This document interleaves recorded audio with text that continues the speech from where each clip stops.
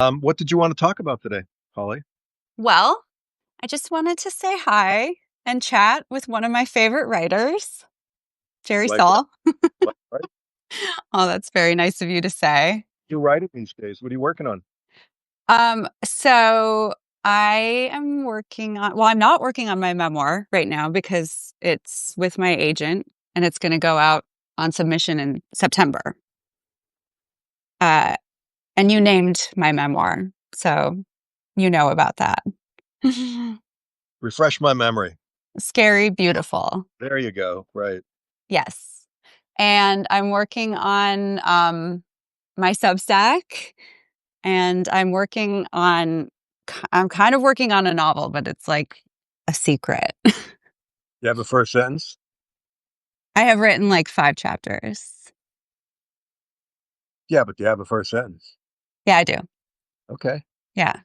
Playing it close. I understand. That's good. What are you working on?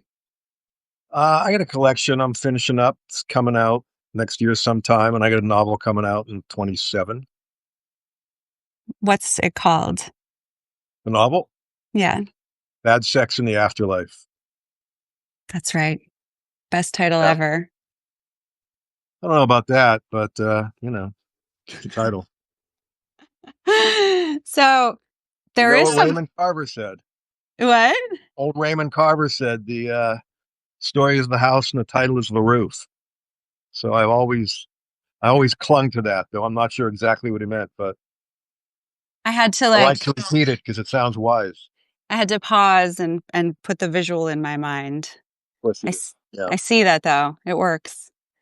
Um, Something really kind of serendipitous happened after I asked you to go live with me the other day and we scheduled this.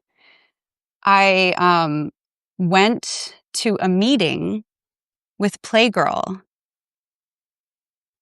My alma mater. Yes. Yeah. Uh, because I'm going to write an advice column for them. Wow, you're following in the footsteps of John Andrews, my alter ego from Okay, 150 years ago. so I know about this because I brought it up in the meeting. I was like, wait, I think Jerry Stahl used to write for you guys. Obviously, there's new owners. It's the whole Before any new. of these people were ever born. Most No, they were born. They were born. They're older. Um, and the guy who's sort of like, I guess he's in charge of the archives, he found several of your articles and scanned you got to them send them to me. I got to put them in this book. and sent them to me. I'm going to send them to you. But How mortifying are they? no, they're Something that I think amazing. mortifying.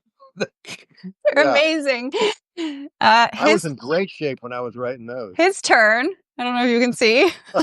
Oh, you're shaming me to my toes here. Wow. Well, every writer has a few gigs to stay alive. That's just how it goes. No, they're really good. They're amazing. But it's so Questions crazy. are the answers. The whole thing is amazing. So it's not even questions. Should I read a little bit? If you feel anybody needs some advice Okay. from We a gout out of his mind, like 30-year-old, sure, why not? His Turn by John Andrews. That's right. They gave me the name. I did not. Really? Okay. We hear a lot about the new morality, our newfound freedom to enjoy any and all pleasures the You're flesh has to killing me. offer. Stop right there. You're killing me. I can't. I can't. I'm having a coughing fit just hearing this. How crazy is that timing, though? It's alarming. But enough about me. What are you going to be doing for them? We don't need to hear my advice from 1927. But I'm writing advice. you're writing advice. Yes, So I'm you're doing using your own name, right? Yeah, yeah. Or are you going with John Andrews? I'm gonna be John Andrews by Holly Solem. There you go. Yeah. No, I don't have I don't know what I'm gonna call it yet, but I am using my own name. Are you? Do you have some topics? How'd they happen to come to you? You must. People are people are gonna write in to me. No, but I mean, how did they happen to pick you of all the writers in the world to do this? All the writers in the world.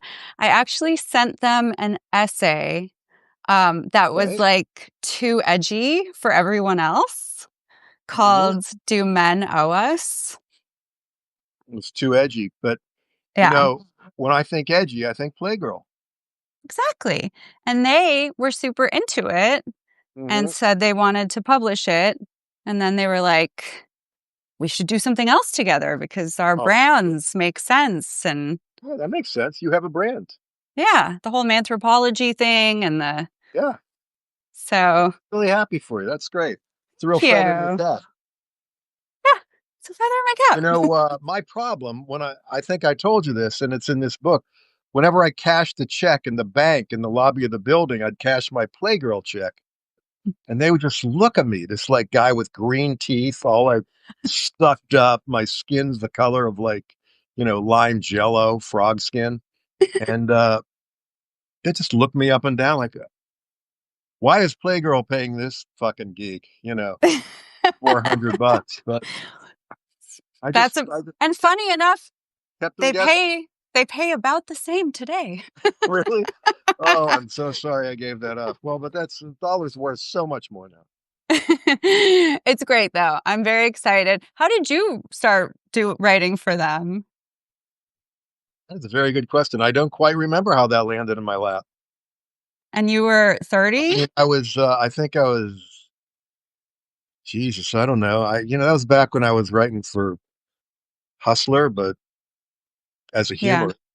But I right. got fired immediately. So I don't know. I really don't know. That is a In- very good question. Interesting. We'll never I, know. yeah, I guess I had some pull there. I'm not sure why. Yeah, Maybe I bumped into somebody in an elevator right. when I was going up to Club International to turn in my X-rated story. I mean, I guess once you're kind of in the Sure. sex writing world, it just opens Well, the I doors used to write open. fake sex letters for Penthouse Forum. Yeah. Look, I don't want to brag here. I'm not looking to, pad my resume in front of the world. But dear Penthouse, my girlfriend's into scars, that kind of stuff. Oh. Was that Then the one that you would doing just things in public, and whenever we go shopping at Macy's, she drags, it was pretty lame. was that people writing in or you were just making No, this up? I would write the question on one side of my desk, then I would get up and scurry to the other side of my desk and write the answer. And that was before computers, which is hard to Uh-huh. believe, I know. And then I would have to hop on the subway or no, go downtown to their offices, Mhm. And hand them a physical hand them my thing. physical bounty for that month. Yeah. Yeah. A lot of Uh, people get MFAs from Iowa. They get the prestige. yeah. I was more of I kind of apprenticed at a variety of jobs. I was I clawed my way up the ladder from penthouse sex letters all the way Uh, to advice letters at Playgirl. So it all worked out. I mean, same. You can't argue with success. I didn't even finish high school. So There here you I go. am You're now. the one downing me. Look at that. Okay. All right. Why didn't you finish high school? Just Because wrote a book? no, my life fell apart. Like my mom left. My dad was not really present. Like What was his everyone, story? What was your old man's story? he's in a band. Let's He's get in to the a bottom of it. What band? the Rembrandts. He was in the Rembrandts? Yeah, the Friends theme song. He He must have so had money forever if he wrote the Friends theme song. so that's actually not the case, Oh, uh which is why I now am very set on always owning my IP. yes. Yeah, because it What does it wasn't, stand for again? huh? What does that stand for again? My intellectual property. Ah, I don't think Yes. I have any, but if I did, I would want to own it. I'm sure you own some of your Oh, intellectual like old books property. and shit. Okay, you're right. You're right. Yeah. Yeah. Totally. Yeah. What How's your Substack going? Okay. it's you know, every 6 weeks I squeeze one out, you know. Are you going to do a serial something I for am, us? but I have to find out with the people who are publishing the book if that's a kosher move now that it's actually coming out somewhere. Right. I mean, I I'd do like to. know. It's trickier than I thought it was going to be. It involves some math, which I'm not good at, like how many words, because you don't want to give them a giant chunk O fiction and then people just nod off about 2 pages in. Yeah, I know. I try to keep everything on Substack as short as possible, but You got to keep it. Yeah. Well, yours are yeah. great. You also got the manthropology thing. Well, that's like a Does whole everybody know other about thing. this who's watching you? Do they know about manthropology? I don't know. I It's think pretty cool. I mean, how it's would you describe it? well, it's hitting millions on TikTok.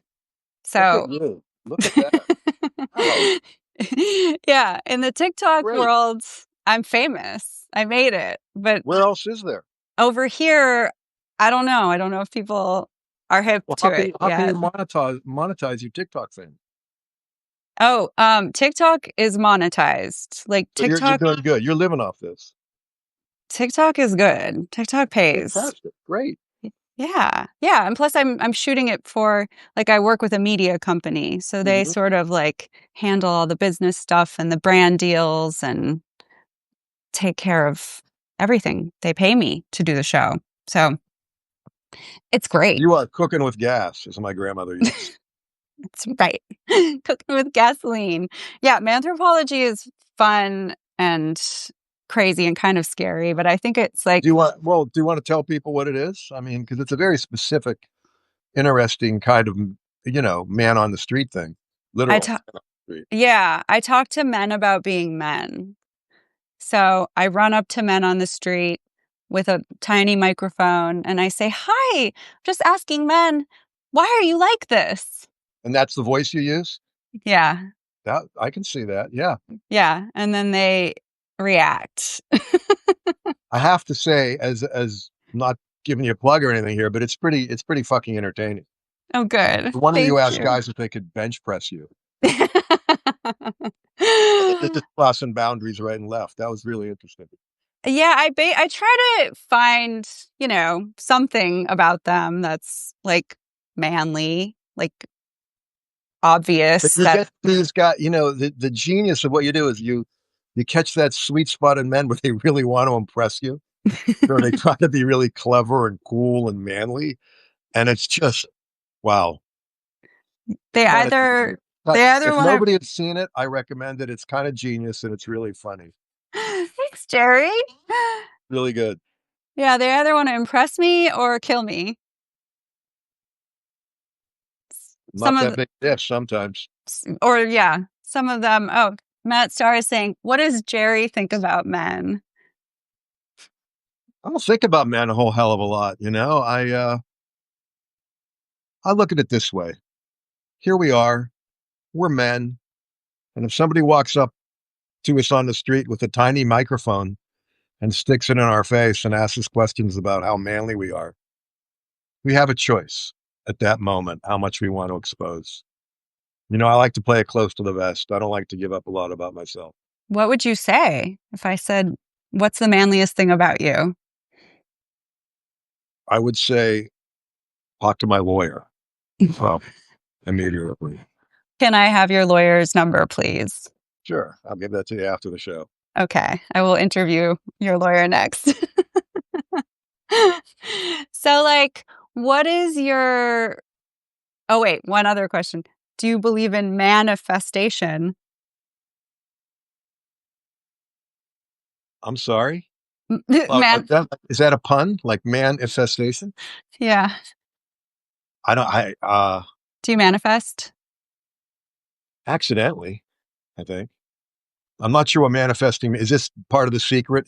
Am I missing a code here? Is that a word I should know? It's a Manifest. yeah, it's a word of the current times. It's in the zeitgeist. Is it in the zeitgeist? Yeah. Well, probably why I don't know it. So explain to me the concept. Do I visualize and make manifest my dreams? Yeah. of Or like, abundance. do you write them down and then they come true? I write them down, then I burn them, Hmm. then I grind them into powder, then I mix them in a spoon, Hmm. then I inject my dreams. And then they happen. No, but it's just maybe, maybe. Guess we're, How do you do it? How do you do your manifestations? I write things down. Mhm. All kidding uh, aside, for those in the audience who want to learn how to do this. Like truly, like I truly write very specific things down that I want to happen. Mhm. And then they do. Wow, it's always worked. Always. You know what it is? It's the power of intention and it's really believing it. Sure. It's like I, in my core, have like a belief that I can make anything happen. You know, I'm trying to think. I have a friend, Larry Charles, who's a great comedy writer, who has a great new book out called Comedy Samurai, if anybody's looking to read a book. But he directed Borat, and I remember him telling me we were working on something million years ago, and he said, I just visualized this thing happening. I just saw it, and the intensity with which he told that story, like I totally got it. It's what you're talking about. Yeah, I think that's part of it. Is like having like an intensity about it, like putting like a bunch of emotion behind it. And it seems like when I really love something, it Hmm. comes to me. I mean, I love your That's very writing, impressive. and here you are. I don't even know how it happened. I got wished into this conversation. Yeah, I was made manifest. I manifested you. That's Whoosh. right. One minute I'm just sitting there staring out the window. The next I'm in a chair Who 2 feet knows? away. Yeah. Uh, Yeah, Teleported. it's No, magic. but it's very cool. And you know, I mean, for my threes of fans who follow me on Substack, I'm happy to have this out there too. So thanks. Yeah, no, this is Tens of so fans. fun. Yeah. Yep. Now we can both get more fans. Do you like, do you ever feel famous? Do you feel like an icon? No. Never. What would I mean? No. Even when you like Permanent Midnight was like massive. And did you ever have like a moment where you felt that inside? Well, it's always the way it manifested for me. I can't stop saying that word now. Is that aside from all the cash and prizes and all that bullshit from back then, the interesting thing is when complete strangers come up to you, and because it was that kind of book where you said the unsayable, which is my favorite kind of book anyway. Yeah. People would total strangers, like you'd be doing some show, and the cameraman would come up and say, I have this brother who's like in a motel room right now, like doing X, Y, and Z. And, people would just tell you, or, I used to be struck, I sold my grandmother's, slip, whatever the fuck it is. And I got to say, all corniness and snark aside, it's a hell of a fucking privilege because you get to hear people's most private thing and they feel like they can tell you these things. But I don't know if that's from being an icon or from being a leper because you're sort of outside, you're such an outsider when you talk about yourself in a certain way that people feel you're like beyond the pale. You're the other. So they can tell you because you're not in their tribe. So they Yeah. tell you anything. It's sort of Y- like you're on a plane that's going down. They figure they can tell you anyway. You're an iconic leper. Title of my new book. um, how did you like become able to say the unsayable? Like, where did that come from? Like, I know where that came from for me because I too write things that it's like shocking what I just put out there. But I wonder how that started for you. Well, before that book, since you asked, it's not something I run around honking on, but I had 6 unpublished novels. Some of them would be short stories, maybe in Playboy or in some little literary magazine or anthology. And, the first chapters or whatever. And I couldn't get them published. And then finally, one thing led to another. I sort of staggered into TV, slept my way to the middle, got a little, just fucked it all up. And I had absolutely nothing. And I realized somebody asked me to write. I bumped into somebody in Hollywood Boulevard. I'll give you the real short version. They said, "What the fuck happened to you?" Somebody I knew when I worked at Belly Magazine. And I guess I looked like shit, aforementioned green and sucked up and 40 pounds lighter. And I told him, I said, "You should write about it." So I started to write about it. And I realized all my life I used language to hide the truth, Hmm. you know? And I would tell stories and write this cool shit and funny shit. But the last thing I wanted to do was reveal anything true. And I was so beaten down and so shattered and stripped bare that when I started to write, it just fucking poured out. And I wasn't trying to look cool. I just wanted to get it out. You know what I mean? And I hope this doesn't sound melodramatic, but you asked. And so it just poured out. And so at that point, I wasn't trying to write particularly well. I was just trying to get it out.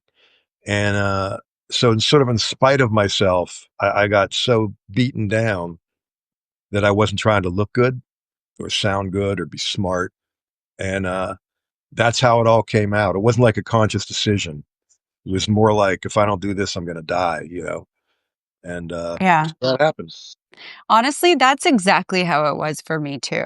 Like it came from just pure desperation Mhm. and being at the total end of my rope and being like, I have nothing to lose. I'm just gonna it has to just come out. Mhm. And and then, it was like terrifying and I certainly wasn't making myself look good. Mhm. Um and yeah, that's the thing that people resonated with. Yeah, it's interesting, but have you found since then that you had to kind of recreate that state of desperation in order to write? Can you write without being completely at the end of your fucking, the end of the stick? Um, Can you I be happy and content or are you not wired that way? I can be happy and content Well, and we can still be friends. still And, and still write my inner truth, which is pretty like tumultuous and fucked up and crazy. Or even if it's just like weird, like I'll still just put it out there. I mean, I definitely for writing my book, my memoir, which I'm Mhm. still in the process of, I have to kind of put myself back where I was, That's which right. is awful. Tricky, right? Yeah. You got to like stare as far into the abyss as you can without falling in, you know? Yeah. Yeah, and then it's like your You don't physical know if you're going to make it body back. doesn't really know the difference, like, it kind of thinks you're still there. Uh-oh. Sorry about that. Yes. Oh, did I disappear? Where are you? Oh, there you I'm back. are. Yay. Yeah, Yeah. but, I mean, when I'm just, like, writing my weekly Substack, I it's all over the place, but I write every day, whether I'm happy or sad or whatever, like, I just do it. I just sit and Yeah. write. Do you write every day? Sure. Yeah. I had this guy that I idolized coming up, this New York writer named Bruce J. Friedman. Wrote a bunch of novels, plays, movies. And I interviewed him once, and I asked him about, I was like 19 or 20 or something. And I asked about writing. He said, when you write a sentence that makes you squirm, keep going. And that really stayed with me. Decades later, I thought, was he fucking with me? But then I realized, you know, I've squirmed my way through like years and years and years of like, you got to make it hot for yourself. And Yeah. You so, actually told me yeah, that when I was first am I working on repeating my myself? Did I memoir. already tell you that? Yeah. Well, you See? told me, but you haven't told the audience, but that stuck Well, I with didn't me have enough. too. Yeah.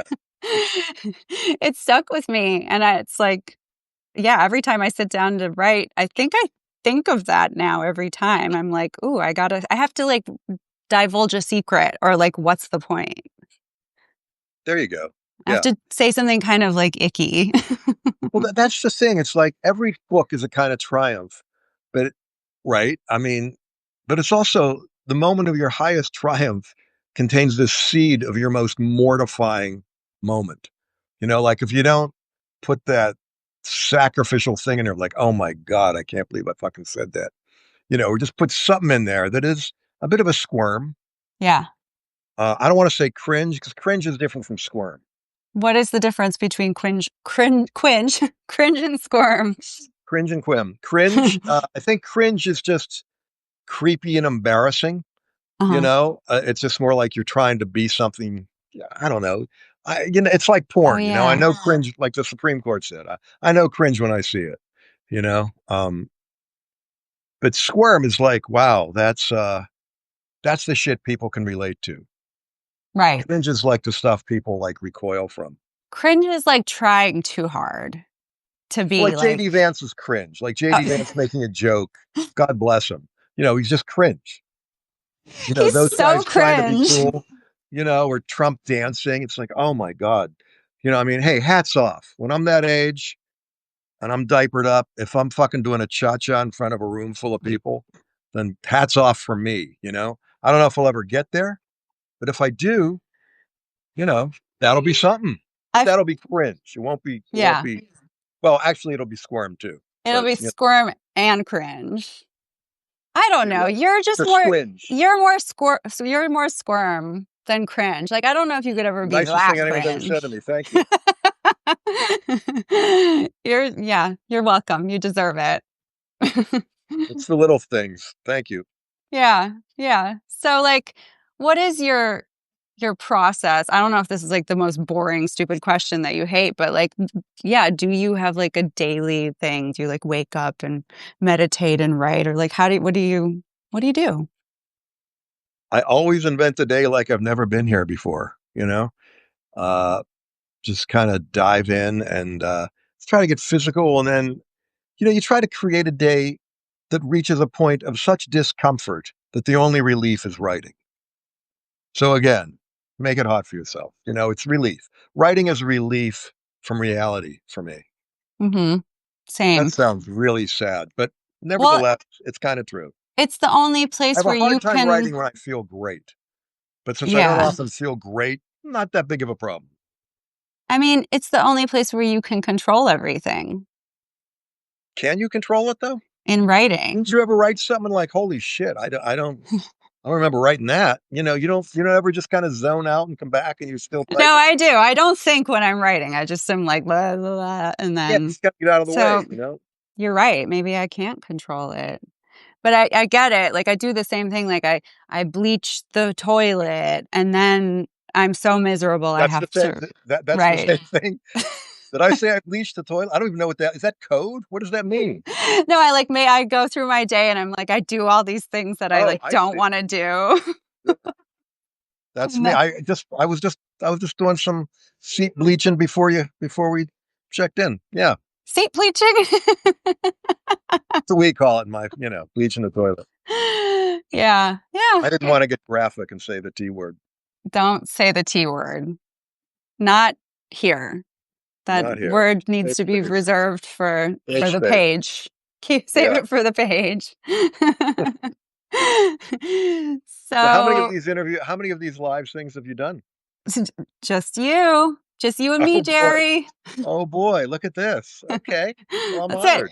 You're the only person I wanted to talk The to. Playgirl advice. I'm passing the baton all these years later.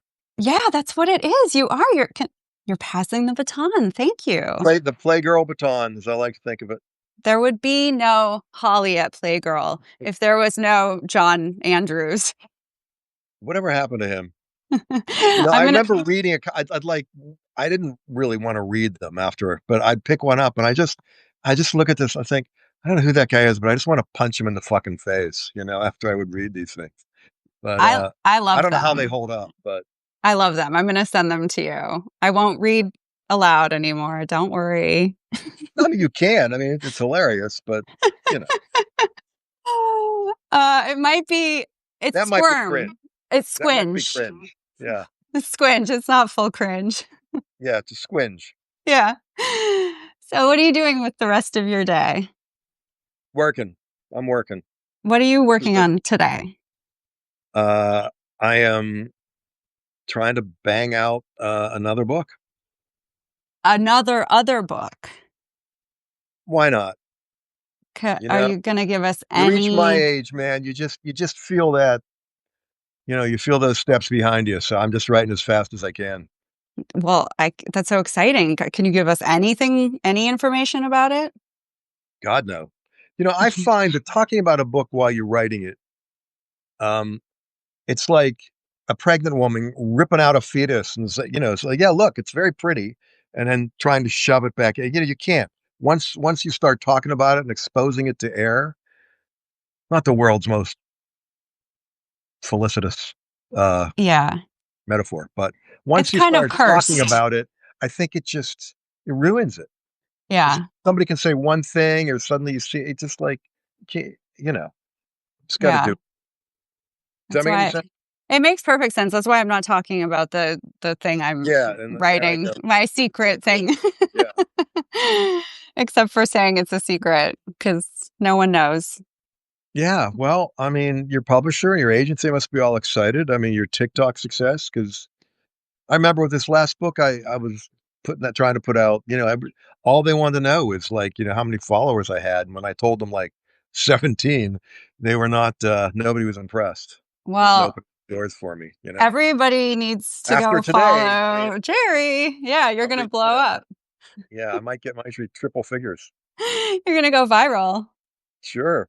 Or that's the virus, one or the other. I Yeah. mean, you've been viral before there was viral in all the ways. You were on Oprah. Yes, I was on Oprah. Yeah. Those I'm are the very days. I'm very impressed by that because I love Oprah. Well, there was that special moment I know you're angling for, when she leaned over during the commercial break. I've tried crack. And, you just suddenly commercial breaks over and there you are. Did you have a chance to respond?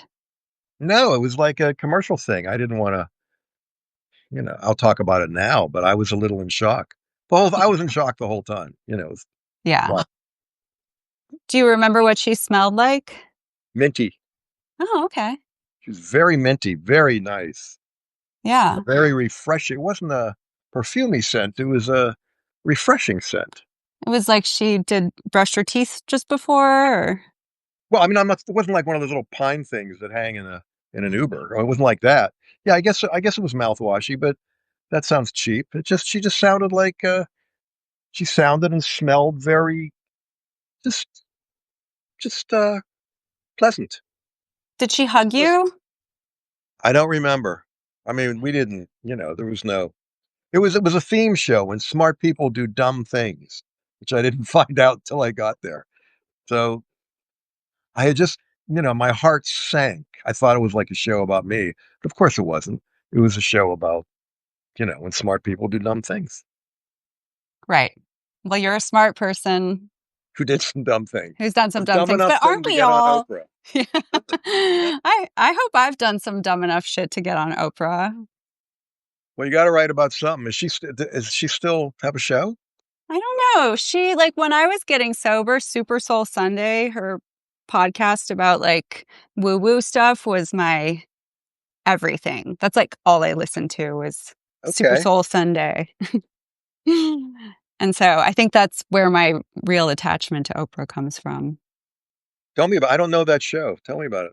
Oh God, it's great. She talks to all these like spiritual people, people that write like self-help books, and it's all very, new agey.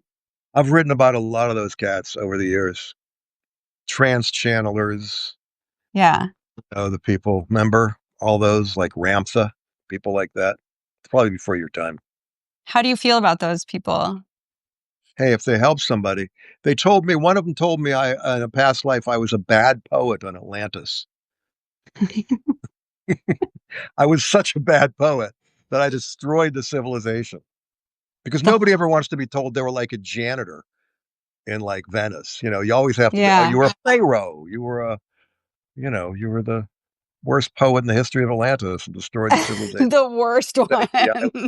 with your shitty verse. I was told that I was like a circus performer who would like walk on tight ropes, and that in my past life, my show of courage was very like physical and out, like in Well, the that's very flattering. world in a physical way. And then Yeah, now my courage comes from within and very sharing nice. these Hmm. stories. I liked it. I liked that particular No, that's psychic. beautiful. I mean, I'm a little jealous. It's better than being like a crapola poet. I mean, But at least you made such a difference as a poet. I sank the island single-handedly with I my verse. mean, that's Apparently. impressive. Yeah, I would rather be the worst than be ignored. sure. Rain in hell and serve in heaven. I Yeah. understand. Well, so there is that. And listen, another one told me I had a hole in my aura, which was troubling. How do you fix that? I don't think I ever have. I think Hmm. that explains everything. I don't know. Maybe I've repaired it. I don't know. I think you have. I think your aura is good now. I get a sense that your aura is whole, complete, wholeless.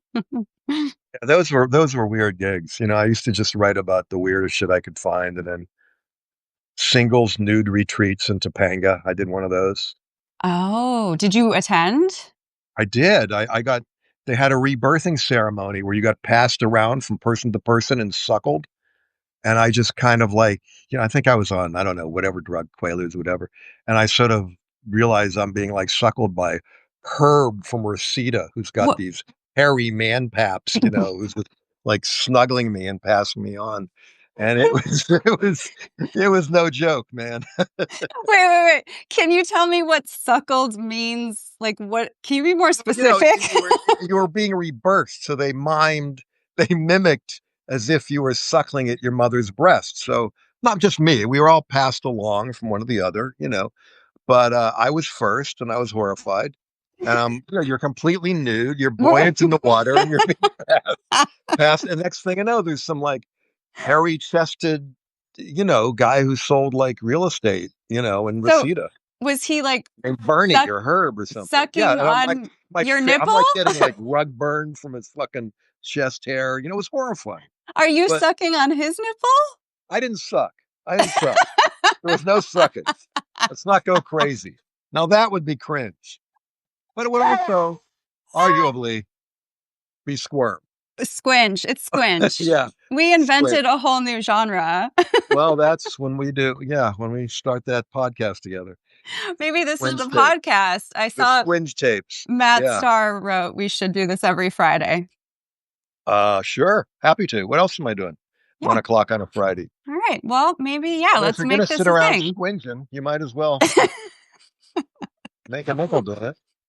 Let's do it. Thank you for these great questions. I don't know how long we go. I'm happy to keep rolling.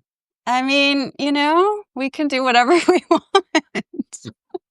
Is anybody watching? I don't know how this works. Yeah, there's a bunch of people here. Actually, there's more people than I thought. I was like, what if no one comes to our live? I'm going to Well, feel like that's nice. such a Well, loser. this story, by the way, all these stories, like about the suckling and the rebirthing and the bad poet in Atlantis. All these stories will be in this crazy click. It's all my old journalism from all these defunct magazines and magazines that are actually still funked and around. And it's some wild shit. Wait, when is this coming out? Does this have a It's going to publisher? come out. I just turned it in. It's like 9 bazillion pages. It's still a little boutique, as they say. Is it boutique or boutique? Boutique. I sound like I'm in the fucking Beverly Hills. I'm like Jethro Bodine here. Yeah. Jethro Boutique. Anyway, it's coming out, and I don't know. I just turned it in, so it'll be forever, I'm sure. But Oh my God, exciting. I'm going to send you these Playgirl scans oh, I can't wait. and you We're adding can them to the mix immediately. slide them in there. Get them in there quick. Yeah, because I can't find any of the old penthouse I, offer. I cannot believe these landed in my lap like 2 days before I'm talking to How did you. they give them to you? That you just asked them and they found them? I was like in a meeting with Had a them. researcher like doggedly, making it her mission in life to find these, and she just couldn't get them. I manifested them. You, I'm sold now. All right, you did. Thank Anything you you. need. I'm like, Oh, I'm your genie. Okay. Yeah, just let All me right. know. Thank you. All I right. got I got you covered. Yeah, I don't know. It was really fucking weird. I just was in this meeting with Playgirl and I remembered you telling me something Mm. about Playgirl. I was like, did I make that up? So I asked them if they knew because the guy who does the archives has like he said he remembers I everything love from that he every was at the issue. meeting. The archivist came to your meeting. I mean, it's a pretty small operation they have. Oh, it So is? he's Is kind of it like a online? Is there an actual magazine still? it's online. Yeah. Okay. All right. So there's that. Yeah, and he was like the head of production, but he also did the archives, and he was very Yeah. cool. And then later that night, and yeah, anyway, backing up, I mentioned you because I was like, "Did Jerry Stahl write for Playgirl?" Mm. And he went, "Boop boop boop boop boop," looked it up, and he was like, "Yeah, under a pseudonym." And then later that night, he emailed me your scans. Well, I hope they speak to you. That's all I can say. They're very inspiring for my Yeah. own A writing. little bit to offer, I suppose, you know. Yeah. Yeah, it's the man's perspective Sure. on I've always been fascinated by self-help books anyway. I think that's the funniest. I mean, look, they help people and God bless, but it's also, let's face it, can be accidentally amusing. And I was happy to put on my helpful hat. So, do you have any self-help books that you actually liked in a Uh, non-ironic way? I'm sure that I always liked Alan Watts. I like Buddhist Mhm. books, but I can't seem to read a spiritual tract all the way through.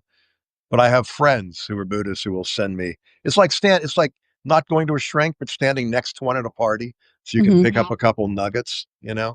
It's like I have friends who will send me a great writer named Jonathan Ames, who also has I know Jonathan. Jonathan Ames, the Yeah. greatest. He has a book called Karma Doll and The Wheel of Doll, and his great detective series about Happy Doll. The guy's somebody you should read, but he's a Buddhist, and he always sends me little selections. He's a much more practicing Buddhist, and he sends me little inspiring selections that help. Well, now you're frozen, so I guess that's it.